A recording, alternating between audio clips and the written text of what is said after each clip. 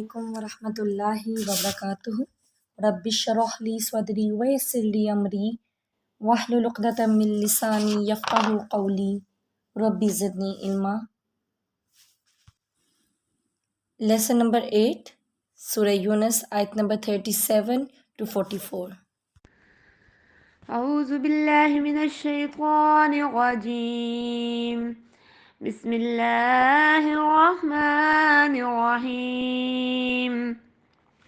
وما كان هذا القرآن أن يفترى من دون الله ولكن تصديق الذي بين يديه وتفصيل الكتاب لا ريب فيه من رب العالمين۔ أم يقولون افتراه، قل فأتوا بسورة مثله وادعوا من استطعتم من دون الله إن كنتم صادقين، بل كذبوا بما لم يحيطوا بعلمه ولما يأتهم تأويله كذلك كذب الذين من قبلهم فانظر كيف كان عاقبة الظالمين۔ ومنهم من يؤمن به ومنهم من لا يؤمن به وربك أعلم بالمفسدين۔ وإن كذبوك فقل لي عملي ولكم عملكم أنتم بريئون مما أعمل وأنا بريء مما تعملون۔ ومنهم من يستمعون إليك أفأنت تسمع الصم ولو كانوا لا يعقلون۔ ومنهم من ينظر إليك أفأنت تهدي العمي ولو كانوا لا يبصرون۔ إن الله لا يظلم الناس شيئا ولكن الناس أنفسهم يظلمون۔ اللہ تعالیٰ فرماتے ہیں، اور نہیں ہے یہ قرآن کہ وہ گھڑ لیا جائے سوائے اللہ کے، اور لیکن تصدیق ہے اس چیز کی جو اس سے پہلے ہے، اور تفصیل ہے کتاب کی، نہیں کوئی شک اس میں رب کی طرف سے ہے تمام جہانوں کے۔ یہاں اللہ تعالیٰ نے یہ صاف بتا دیا کہ یہ قرآن مجید کسی کا بنایا ہوا نہیں ہے، اس کا بھیجنے والا صرف اللہ ہے، اور یہ قرآن تو صرف سچ بتاتا ہے اور گواہ ہے، تصدیق کرتا ہے، رسول صلی اللہ علیہ وسلم کی رسالت پر گواہ ہے کہ وہ اللہ کی طرف سے ہیں، قیامت کے دن کی تصدیق کرتا ہے، پچھلی کتابوں کی تصدیق کرتا ہے، اور پھر یہ بھی کہ جو فیوچر میں آنے والی اس نے پریڈکشنز کی کہ فیوچر میں کیا واقعات ہوں گے۔ تو یہ جو قرآن ہے یہ تصدیق بھی کرتا ہے اور تفصیل بھی ہے، کھول کھول کر احکامات بتاتا ہے، یعنی ابتدا سے جو بھی اصولی تعلیمات، جو بھی احکامات انبیاء کرام کو بتائے گئے، جو انسانوں تک پہنچائے گئے، یہ قرآن انہی کی تصدیق کرتا ہے، کوئی نئی بات نہیں پیش کر رہا۔ حلال و حرام، جائز و ناجائز کی ہر تفصیل وہی ہے اس قرآن کی تعلیمات میں، اس کے بیان کردہ قصوں واقعات میں، اور مستقبل میں پیش آنے والے جو واقعات ہیں ان میں کوئی شک نہیں، کیونکہ یہ کس کی طرف سے ہے؟ رب العالمین کی طرف سے ہے۔ یہ وضاحت کرتا ہے عقائد کی، اخلاقیات کی، عبادت سے متعلق جو احکامات ہیں ان کی، اور اس میں کوئی شک نہیں ہے، کیونکہ یہ اس کو کوئی خود سے بنا ہی نہیں سکتا۔ اور اگر کوئی آپ کو قرآن کا کوئی پیغام بتا رہے، کوئی احکامات بتا رہے، تو وہ بھی وہ خود سے نہیں بتا رہا، وہ آپ کو وہی بتا رہے جو قرآن میں ہے، صرف یہ کہ وہ آپ کو ذرا تفصیل بتا رہے اس کی، ان آیتوں کو ذرا کھول کر بیان کر رہے سمجھانے کے لیے، لیکن اصل بات کس کی ہے؟ اللہ کی بات ہے، جو تمام کائنات، تمام مخلوق کا رب ہے، جو سب کو ہدایت دیتا ہے، سب کو ان کا کام بتاتا ہے۔ ہم نے پیچھے پڑھا نا کہ یہ تو اللہ ہدایت دینے والا ہے، لیکن یہ اس کو چھوڑ کے ان کو فالو کر رہے ہیں جو ہدایت دیتے ہی نہیں۔ اللہ نے ہدایت دی ہے ہر چیز کو، ہر چیز کو اس کا کام بتایا ہوا ہے، اس کا طریقہ بتایا ہوا ہے۔ زمین کو اللہ نے بچھا دیا ہمارے لیے، اور اس کو بتایا ہوا ہے کہ کس طرح اس نے قائم رہنا ہے، کیسے ہمارے لیے سکون دے رہنا ہے. ستاروں کو اللہ تعالیٰ نے ان کا راستہ بتایا، بادلوں کو راستہ بتایا، ہواؤں کو ڈائریکشن دی، سورج اور چاند کو ان کے کرنے کے کام بتائے. تو اللہ ہی نے سب بنایا ہے اور سب کی رہنمائی بھی اللہ ہی کرتا ہے. اور انسان کی رہنمائی کے لیے اللہ تعالیٰ نے قرآن دے دیا جو ہماری ہیلپ کرتا ہے کہ ہم سیدھے راستے پر چلیں. اور پھر کرنے کا کام کیا ہے کہ ہم پوری طرح اس کی پیروی کریں اور پورے یقین کے ساتھ، کیونکہ جب یقین ہوگا کہ یہ کسی انسان کا کلام نہیں ہے، یہ اللہ تعالیٰ کی بات ہے جو ہمارا خالق ہے، ہمارا مالک ہے، ہمارا رازق ہے، تو پھر ہی ہم اس پر عمل کر سکتے ہیں. اور اگر عمل ہوگا قرآن کے مطابق تو پھر یہ اچھا انجام ہوگا.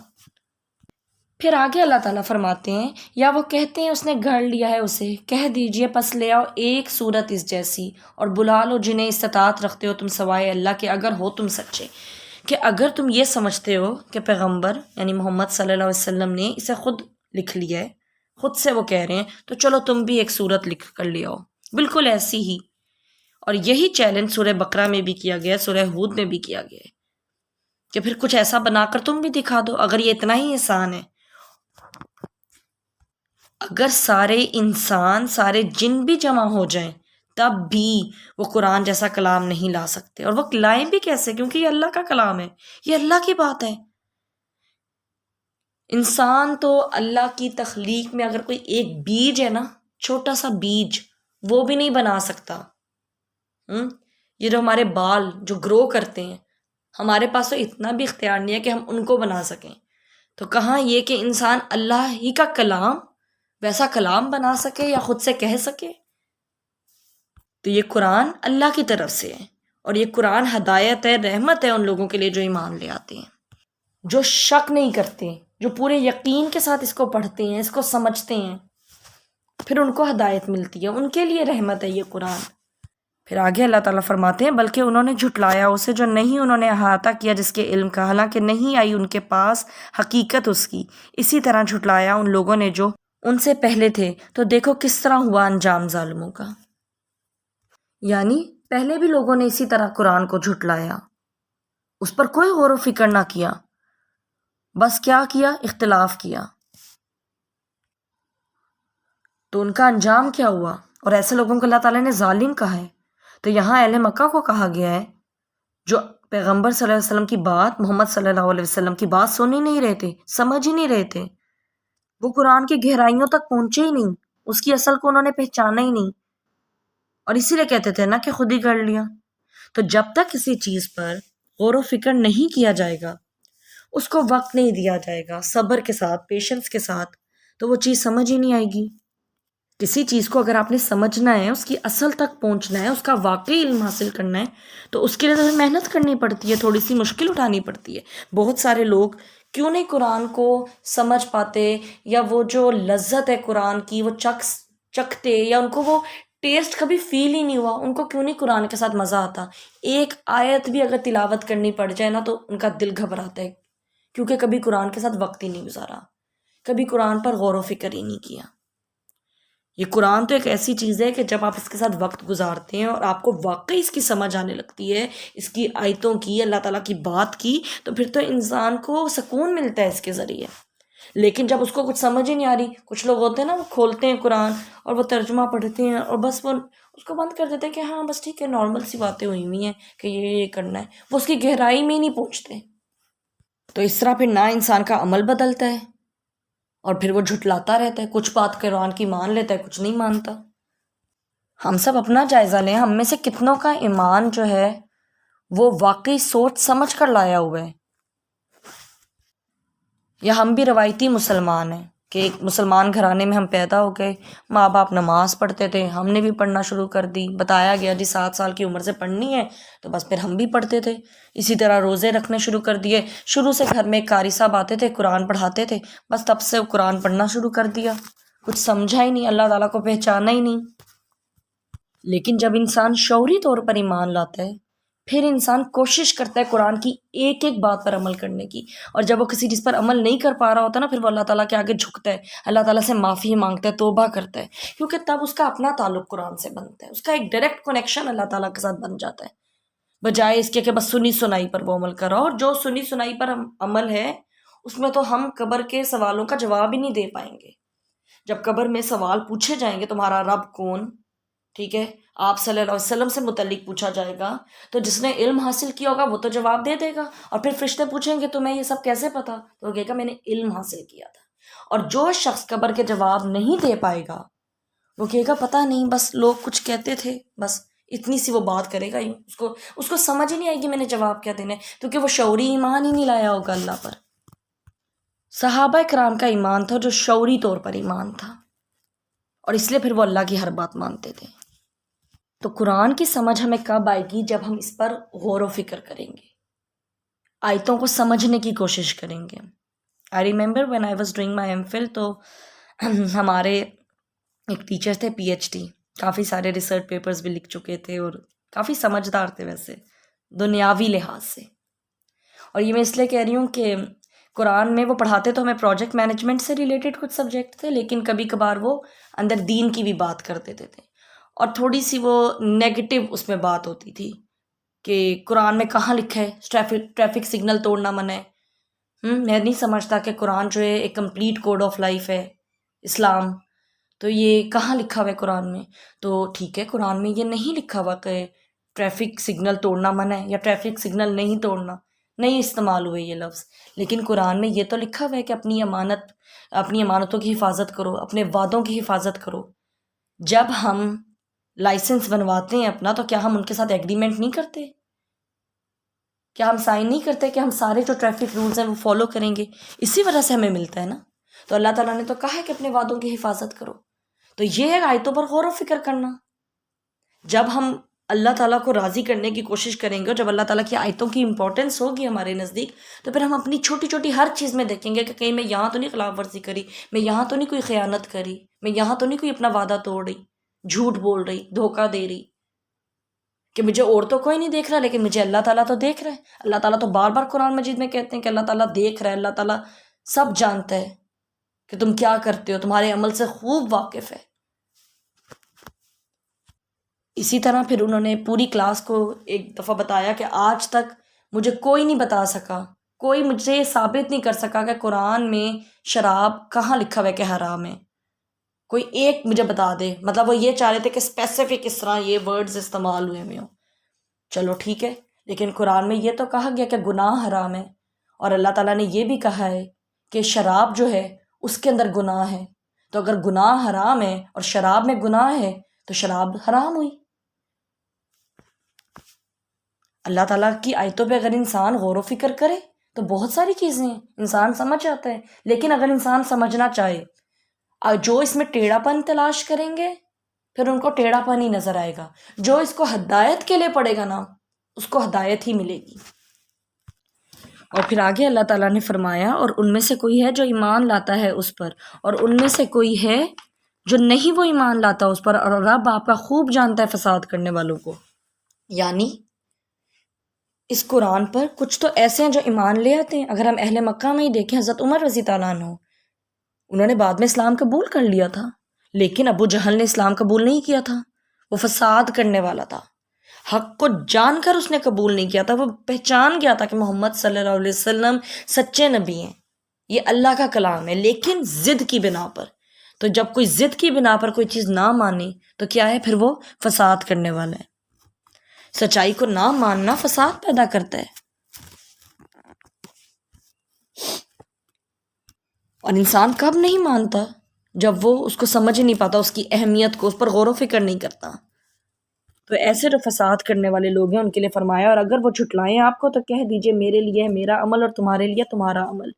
تم بری ذمہ ہو اس سے جو میں عمل کرتا ہوں، میں بری ذمہ ہوں اس سے جو تم عمل کرتے ہو. یعنی ٹھیک ہے، اگر دلیل کے بعد بھی، تمام اتنی کوشش کے بعد بھی اگر حق کو نہیں قبول کرنا، حق کو جھٹلانا ہے، تو صحیح، پھر تمہارے لیے تمہارا عمل، تم اپنے عمل کے ذمہ دار اور میں اپنے عمل کے ذمہ دار. مت مانو، جو کرنا ہے کرو، خود اپنے انجام کے ذمہ دار ہوگے. پھر آگے اللہ تعالیٰ نے فرمایا، اور کچھ ان میں سے جو کان لگاتے ہیں طرف آپ کے، کیا پھر آپ سنائیں گے بہروں کو اگرچہ ہوں وہ نا عقل رکھتے؟ یعنی بظاہر تو کچھ لوگ ایسے ہیں کہ جب آپ قرآن پڑھتے ہیں تو وہ بہت غور سے سنتے ہیں، مگر اثر کچھ نہیں ہو رہا ہوتا. ان کا سننا نہ سننے کے برابر ہے، کیونکہ سمجھ نہیں رہے ہوتے ہیں. تو ایسے لوگوں کو اللہ تعالیٰ نے کیا کہا؟ بہرے. اگر سن کر بات سمجھ نہیں آئی، اور ظاہری بات ہے جب سمجھا نہیں تو عمل ہی نہیں بدلا، تو پھر اس کا کوئی فائدہ نہیں. اگر قرآن پڑھا جا رہا ہے اور آپ بہت ادب سے بیٹھے ہوئے ہیں، خاموشی سے بیٹھے ہوئے ہیں، لیکن بس ایک آواز ہے جو آپ کے کانوں سے ٹکرا رہی ہے، آپ کے دل تک پہنچ نہیں رہی، آپ اس کو سمجھ نہیں رہے، تو اس کا کوئی فائدہ نہیں. مرد با جماعت مسجد میں جا کے نماز پڑھتے ہیں، امام نماز میں تلاوت کر رہے ہوتے ہیں، اگر ان کو پتہ ہی نہیں جو پیچھے اتنے لوگ کھڑے ہیں کہ کیا تلاوت ہو رہی ہے، تو کیا فائدہ پھر؟ یا اگر کبھی ہم نے کوشش ہی نہیں کی قرآن کو مطلب کے ساتھ پڑھنے کی، اس کو سمجھنے کی، اور گھر میں ہم نے تلاوت لگائی ہوئی ہے، ٹھیک ہے، اس سے برکت تو آ سکتی ہے، لیکن اگر صرف ایک آواز آپ کے کانوں میں پڑ رہی ہے، آپ کو نہیں پتا اللہ تعالیٰ آپ سے کیا بات کریں، تو پھر اس کا کیا فائدہ؟ وہ تو پھر آپ کا عمل تو تبدیل نہیں ہوگا. یہ بات ہم سب کے لیے. ہم نے اپنی زندگیوں میں کتنی کوشش کی ہے قرآن کو سمجھ کر پڑھنے کی. ہم ساری دنیا کی باتیں سنتے ہیں اور بہت غور سے سنتے ہیں، کیونکہ اس میں ہمیں اپنا دنیاوی فائدہ نظر آ رہا ہوتا ہے. ہم سب انگلش سیکھتے ہیں، اس کو سمجھنے کی بھی کوشش کرتے ہیں. انفیکٹ چھوٹے چھوٹے بچے ہمارے انگلش کے ورڈز بولنا شروع کر دیتے ہیں، کیونکہ ہمیں پتہ ہے اس کے بغیر ہمارا گزارا ہی نہیں ہے، ہم نے اس دنیا میں سروائیو کرنا ہے. لیکن ہم یہ بھول گئے ہیں کہ اللہ نے ہمیں ایک اور چیز بھی دی ہے پڑھنے کے لیے، سمجھنے کے لیے، جو واقعی نجات کا ذریعہ، جس پہ ہماری کامیابی جو ہے وہ ڈیپینڈنٹ ہے. اس کو ہم کتنا سمجھنے کی کوشش کر رہے ہیں. ہمیں کوئی وقت فوری فائدہ نظر نہیں آ رہا ہوتا، اس لیے ہم وقت کو، وہ قرآن کو کوئی پیورٹی نہیں دے رہے، اس کو وقت ہی نہیں دے رہے. سورہ ملک میں آتا ہے نا کہ یہ لوگ کہیں گے کہ کاش ہم سن لیتے تو آج ہم جہنم کے ساتھی نہ ہوتے. تو اس دن یہ کاش کیوں ہے کہ ہم سنتے؟ کہ اگر سن لیتے تو آج ہم فائدہ اٹھا لیتے. ہم نے اس دن امپورٹنس ہی نہیں دی اس دنیا میں قرآن کو. اور پھر باقی بات ساری شوق کی ہے. اگر آپ کو شوق ہوگا اللہ تعالیٰ کو راضی کرنے کا، تو پھر ہم قرآن کو وقت دیں گے. پھر قرآن کو وقت دینا ہمیں بوجھ نہیں لگے گا، پھر ہمارا دل ہی قرآن کے ساتھ لگے گا. پھر آگے اللہ تعالیٰ نے فرمایا، اور ان میں سے کوئی ہے جو دیکھتا ہے طرف آپ کے، کیا پھر آپ راہ دکھائیں اندھوں کو، اور اگرچہ ہوں وہ نہ دیکھتے؟ بے شک اللہ نہیں ظلم کرتا لوگوں پر کچھ بھی، اور لیکن لوگ اپنی جانوں پر وہ ظلم کرتے ہیں. 40 سال آپ صلی اللہ علیہ وسلم مکہ کے لوگوں کے درمیان میں رہے، ساری نبوت کی نشانیاں ان کے سامنے تھیں، پھر بھی انہوں نے حق کو قبول نہ کیا. آپ صلی اللہ علیہ وسلم کو صادق اور امین کہا کرتے تھے یہ، لیکن جب انہوں نے قرآن کی بات کی، اللہ تعالیٰ کا پیغام پہنچانا شروع کیا، تو ان پر ہی جادوگر اور اس طرح کے الزام لگانا شروع کر دیے. تو ان کو پتا تو تھا کہ آپ صلی اللہ علیہ وسلم سچے ہیں، ان کو حق کا پتا تھا، لیکن جب یہ دیکھ کر بھی اس چیز کو ایکسیپٹ نہیں کر رہے تھے دلوں سے. یہ جو اندھا ہونا ہے نا، اصل میں یہ دلوں کا اندھا پن ہے. تو جب وہ دل سے ہی چیز ایکسیپٹ نہیں کر رہے تھے، اس کو قبول نہیں کر رہے تھے، تو پھر یہ کیا ہے کہ انسان اندھا ہے.